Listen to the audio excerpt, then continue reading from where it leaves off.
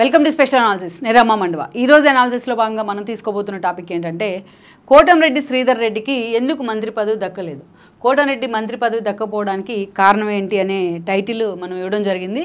So ఓవరాల్గా చూసినట్లయితే కోటంరెడ్డి మీద చాలా ఎక్స్పెక్టేషన్స్ ఉన్నాయి. ఆయన అనుచరులో కావచ్చు, నెల్లూరు జిల్లా పార్టీ శ్రేణుల్లో కావచ్చు, ఎస్పెషల్లీ అటు ఆయన వైఎస్ఆర్సీపీలో ఉన్నా, ఇటు టీడీపీలో ఉన్నా. ఇప్పుడు అలాంటి కోటంరెడ్డికి మంత్రి పదవి దక్కకపోవడం మీద మాత్రం కొంత అసంతృప్తి అయితే ఉంది ఆ పార్టీకి సంబంధించి టీడీపీ అధిష్టానం మీద. బట్ అందుకు కారణాలు అయితే ఉన్నాయి. But at the same time చూసినట్లయితే కొన్ని పొలిటికల్ ఈక్వేషన్స్లో, కొన్ని సామాజిక వర్గ సమీకరణాల్లో ఆయనకు మంత్రి పదవి దక్కకపోయినప్పటికీ బట్ నెల్లూరు జిల్లాకు వచ్చేటప్పటికి కోటంరెడ్డికి మంత్రి పదవి ఇచ్చి ఉంటే అన్న చర్చ అయితే మాత్రం ఈరోజు హాట్ టాపిక్ అవుతుంది, ఇంక్లూడింగ్ టీడీపీలో కూడా. నాట్ ఓన్లీ వైఎస్ఆర్సీపీలోనో లేకపోతే గతంలో ఆయన కాంగ్రెస్లో కూడా ఉన్నారు, ఆ పార్టీలోనో ఆయన అభిమానుల్లోనే కాదు, ఈరోజు టీడీపీలో కూడా చర్చ చాలా హాట్ టాపిక్ అవుతుంది. ఎందుకంటే కోటంరెడ్డిని రియల్ ఫైటర్ అని చెప్పుకుంటూ ఉంటారు అక్కడ స్థానిక ప్రజలంతా కూడా. ఎప్పుడు ఆయన ఎమ్మెల్యేగా ఉన్నానో, అదేవిధంగా ఎమ్మెల్యేగా లేకపోయినా ఎప్పుడు కూడా ఆయన ఒక మోనోపాలి చూపిస్తేనో కాన్స్టిట్యున్సీలో వ్యవహరించిన సందర్భం లేదు. ఎప్పుడు కూడా అర్ధరాత్రి తలుపు తట్టినా ఆయన ప్రజలకు అందుబాటులో ఉంటారని ఒక ఇమేజ్ కోటంరెడ్డి మీద ఉంది. అది పార్టీ ఏదైనా సరే ఆ ఇమేజ్ని కాపాడుకోవడంలో కోటంరెడ్డి నిజంగానే సక్సెస్ అయ్యారని అనుకోవాలి చాలా వరకు.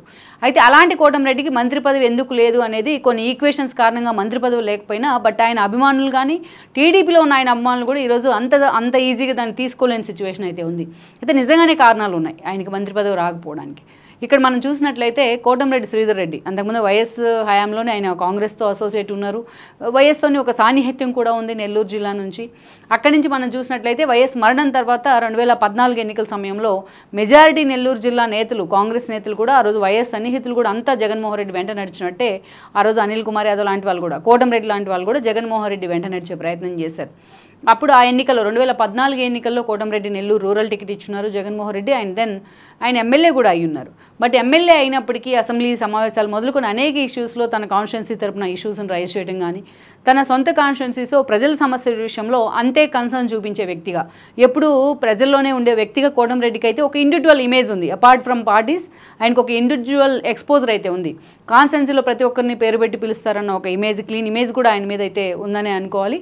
అలాంటి కోటంరెడ్డి నిజంగానే జగన్మోహన్ రెడ్డి ఆయన ఓన్ చేసుకోవడంలో మాత్రం నిజంగానే సీతకన్ను వేశారని అనుకోవాలి. ఎందుకంటే 2019 ఎన్నికల్లో వచ్చేటప్పటికే వైఎస్ఆర్సీపీ అధికారంలోకి వచ్చింది. జగన్మోహన్ రెడ్డి ఒక థమ్మింగ్ మెజారిటీతోనే ఆ రోజు సీఎం కావడం జరిగింది. నెల్లూరు జిల్లా చూసుకుంటే జగన్మోహన్ రెడ్డి సొంత జిల్లా అయిన కడప తర్వాత ఆ స్థాయిలో సీట్లు సంపాదించి పెట్టింది నెల్లూరు జిల్లానే వైఎస్ఆర్సీపీకి. కడప కంటే కూడా ఒక దశలో అంత మెజారిటీలు సాధించి పెట్టిన జిల్లా ఏదైనా ఉందంటే అది నెల్లూరు జిల్లానే. నిజంగానే ఒక హార్డ్ కోర్ కాన్స్టిట్యున్సీస్ ఉన్నాయి వైఎస్ఆర్సీపీకి నెల్లూరు జిల్లాలో, ఉమ్మడి నెల్లూరు జిల్లాలో. అలా చూసుకున్నట్లయితే నెల్లూరు జిల్లా మొత్తం వైఎస్ఆర్సీపీ ప్యాక్డ్ అయిన సిచ్యువేషన్ ఉంది 2019లో. అలాంటి ఒక ఈక్వేషన్స్లో ఫస్ట్ క్యాబినెట్లో భాగంగా కోటంరెడ్డి రేస్లో వెనకబడ్డారు ఆయన. అప్పటికే ఆనం మొదలుకొని అనిల్ కుమార్ యాదవ్ వరకు అనేక మంది, కాకాని గోవర్ధన్ రెడ్డి మొదలుకొని అనేక మంది, చంద్రశేఖర్ రెడ్డి, అదేవిధంగా మేకపాటి గౌతమ్ రెడ్డి, ఇలాంటి వాళ్ళందరూ ప్రయారిటైజ్ అయ్యారు జగన్మోహన్ రెడ్డికి. ఈ క్రమంలో కోటంరెడ్డి వెనక్కి వెళ్ళున్నారు. బట్ కోటంరెడ్డి లాంటి ఒక చరిష్మాటిక్ లీడర్తో, ఒక ఫైటర్తో పోలిస్తే అనిల్ కుమార్ యాదవ్ లాంటి వాళ్ళు వెనక రేస్లో ఉండేవాళ్ళే. కానీ ఆ రోజు జగన్మోహన్ రెడ్డి గౌతమ్ రెడ్డికి ఇవ్వడంలో ఒక అర్థం ఉంది. ఎందుకంటే ఫస్ట్ టైం నెల్లూరు నుంచి జగన్మోహన్ రెడ్డితో వచ్చి అసోసియేట్ అయింది మేకపాటి రాజమోహన్ రెడ్డి. దట్టు గౌతమ్ రెడ్డి లాంటి వాళ్ళు తనకి సన్నిహితులు, అసోసియేట్స్, క్లాస్మేట్స్ కూడా. అందుకని గౌతమ్ రెడ్డికి ఏదైతే భారీ పరిశ్రమల శాఖ మంత్రి పదవి ఇవ్వడం జరిగింది ఆ రోజు, ఐటీ మినిస్టర్ కూడా. ఆయన దురదృష్టవశాత్తు చనిపోయారు తర్వాత హార్ట్ స్ట్రోక్తో. దెన్ గౌతమ్ రెడ్డికి ఇచ్చిన తర్వాత రెండో వాళ్ళు ఎవరు అన్నప్పుడు అందరూ కోటంరెడ్డి వైపు చూశారు. ఆనం సీనియర్, ఆయన వైపు కూడా చూపించారు. బట్ జగన్మోహన్ రెడ్డి మాత్రం ఆ రోజు అనిల్ కుమార్ యాదవ్ వైపు మాత్రమే ఫోకస్ పెట్టారు. ఎందుకంటే అనిల్ కుమార్ యాదవ్ ఎప్పుడు కూడా ఒక బూతులతో రెచ్చిపోతూ ఒక అగ్రెసివ్ లీడర్గా పేరు తెచ్చుకున్న ఒక ఫైర్ బ్రాండ్, టిపికల్ ఇమేజ్ అది. ఫైర్ బ్రాండ్ అంటే ఈ ప్రజా సమస్యల్ని హైలైట్ చేసే వాళ్ళనే అగ్రెసివ్గా ఫైర్ బ్రాండ్ నేతలు అనేవాళ్ళు అంతకుముందు. బట్ వైఎస్ఆర్సీపీలో మాత్రం బూతులను ఎండార్స్ చేసే వాళ్ళనే ఫైర్ బ్రాండ్ నేతలు అనిపించుకుంటూ వచ్చారు. అలా అనిల్ కుమార్ యాదవ్ వైపే జగన్మోహన్ రెడ్డి మొగ్గు చూపారు. దెన్ సీనియారిటీ ఖాతాలో చూసుకున్న కోటంరెడ్డి వైపే మొగ్గాల్సింది. బట్ ఆ రోజు ఉన్న కొన్ని సిచ్యువేషన్స్లో అనిల్ కుమార్ యాదవ్కు అది కూడా భారీ నీటిపారుదల శాఖ మంత్రిగా పదవి ఇచ్చారు జగన్మోహన్ రెడ్డి. ఆయన తన శాఖ కంటే మిగతా ఇష్యూస్ మీదే ఫోకస్ పెడుతూ వచ్చారు. ఎప్పుడు వివాదాల్లో ఇరుక్కుంటూ ఉన్నారు, కేర్ ఆఫ్ కాంట్రవర్సీ అనుకుంటూ ఉన్నారు. సెకండ్ ఎక్స్పాన్షన్లో భాగంగానైనా తనకు పదవి రాకపోతుందా అని కూడా కోటంరెడ్డి లాంటి వాళ్ళు ఆశించిన మాట వాస్తవం. బట్ అప్పుడు అనిల్ కుమార్ యాదవ్ని పక్కన పెట్టి కాకాని గోవర్ధన్ రెడ్డికి ఇవ్వడం జరిగింది. వన్స్ శ్రీధర్ రెడ్డి అప్పుడు దాకా 2014 నుంచి దెన్ 19లో కూడా ఎమ్మెల్యేగా ఉంది ఒక ఎత్తు అయితే, ఆయన ఆ తర్వాత ఎస్పెషల్లీ మనం చూస్తే ఏదైతే తాను ఎప్పుడైతే మంత్రి పదవి రెండోసారి ఎక్స్పెక్ట్ చేసేది రాకపోయిన తర్వాత పరిణామాలు అన్నీ కూడా ఒక ఎత్తు. ఎందుకంటే అప్పుడే ఆ కొద్ది రోజులకే ఎమ్మెల్సీ ఎలక్షన్స్ వచ్చాయి, పట్టభద్రుల కోటాలో ఎమ్మెల్సీ ఎలక్షన్స్. ఆ తర్వాత వెంటనే ఎమ్మెల్యే కోట ఎమ్మెల్సీ ఎలక్షన్స్ కూడా వచ్చాయి.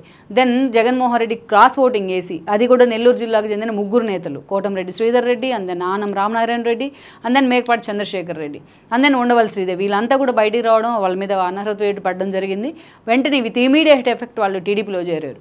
అయితే అప్పటి నుంచి కూడా కోటంరెడ్డి శ్రీధర్ రెడ్డి మిగతా 3 నేతల కంటే కూడా చాలా సీరియస్గా వైఎస్ఆర్సీపీకి టార్గెట్ అయ్యారు. ఈరోజు పార్టీలో సజ్జల దగ్గర నుంచి ఆ రోజున ప్రతి చిన్న బోరుగడ్డ అనిల్ లాంటి వాళ్ళ వరకు కోటంరెడ్డిని టార్గెట్ చేస్తూ మాట్లాడిన సందర్భాలు ఉన్నాయి బహిరంగంగా. ఆయన్ని అనేక ఇబ్బందులకు గురి చేసే ప్రయత్నం జరిగినా దాదాపు 2 ఏళ్ల పాటు వాటన్నిటిని తట్టుకొని నిలబడ్డారు కోటంరెడ్డి.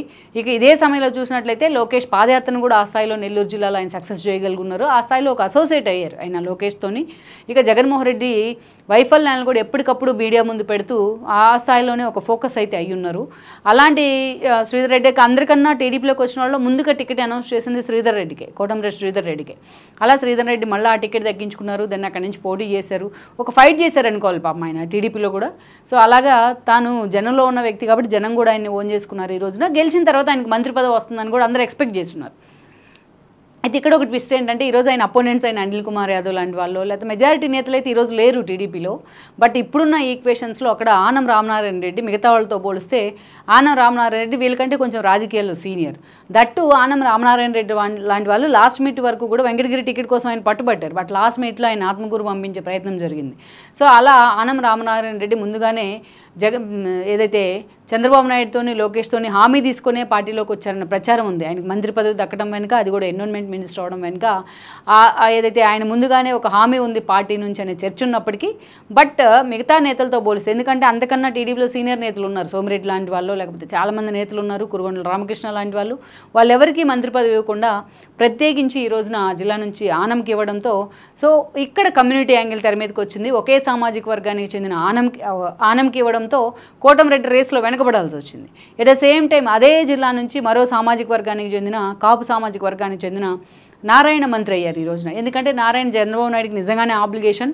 గత ఎన్నికల సమయంలో ఎప్పుడైతే 2014లో ఎమ్మెల్సీ ఇచ్చి మరీ ఆయన మంత్రిని చేశారు. ఎందుకంటే పార్టీకి ఆ స్థాయిలో ఆర్థికంగా వెన్నుదన్నులు అందించారు నారాయణ. ఇక అమరావతి లాంటి సిఆర్డీఏ లాంటివి కూడా ఆయన కిందే ఉంటూ వచ్చినాయి మున్సిపల్ శాఖ మంత్రి హోదాలో. మళ్ళీ ఈసారి కూడా అదే మంత్రి పదవులు లభించాయి ఆయనకు. ఇక్కడ చూసినట్లయితే ఒక రెడ్డి సామాజిక వర్గం నుంచి, ఒక కాపు సామాజిక వర్గం నుంచి చంద్రబాబు నాయుడు 2 మంత్రి పదవులను ఆ జిల్లాకి ఇవ్వడం జరిగింది. అటు నారాయణ ఆబ్లిగేషన్ అయినా, బట్ ఆనం దగ్గరికి వచ్చేటప్పటికే ఆనం ఆల్రెడీ 3 సార్లు మంత్రిగా చేస్తున్నారు కాబట్టి ఆనం ప్లేస్లో కోటంరెడ్డికి మంత్రి పదవి ఇవ్వాల్సింది అనేది ఏదైతే ఆయన అభిమానులు కానీ టీడీపీలో ఉన్న అభిమానులు కూడా చర్చించుకుంటున్న పరిస్థితి. ఎందుకంటే మొట్టమొదటిసారి అందరికంటే జగన్మోహన్ రెడ్డిని ఎదిరించి బయటకు వచ్చిన వ్యక్తి కోటంరెడ్డి కాబట్టి ఒక రియల్ ఫైటర్ అని కూడా ఈరోజు టీడీపీ క్యాడర్ ఆయన గురించి భావిస్తూ వస్తుంది.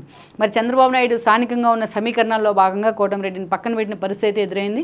మరి ఇలాంటి సిచ్యువేషన్లో మరి కోటంరెడ్డికి ఇంకా నామినేటెడ్ పోస్టుల విషయంలో కూడా అవకాశం కల్పిస్తారని చర్చ అయితే జరుగుతోంది. లెట్స్ సీ మరి నిజంగానే సామాజిక వర్గ సమీకరణాల కోటాలోనే కోటంరెడ్డికి ఇక్కడ అన్యాయం జరిగింది అనేది చాలామంది ఆవేదన. లెట్స్ సీ మరి కోటంరెడ్డి తన భవిష్యత్తుకు సంబంధించి టీడీపీతో అసోసియేట్ అయ్యి ఎలాంటి అడుగులు వేస్తారనేది కూడా మనం చూడాల్సి ఉంది. ఈ వీడియో మీకు నచ్చినట్లయితే please share, like and subscribe R24 Telugu.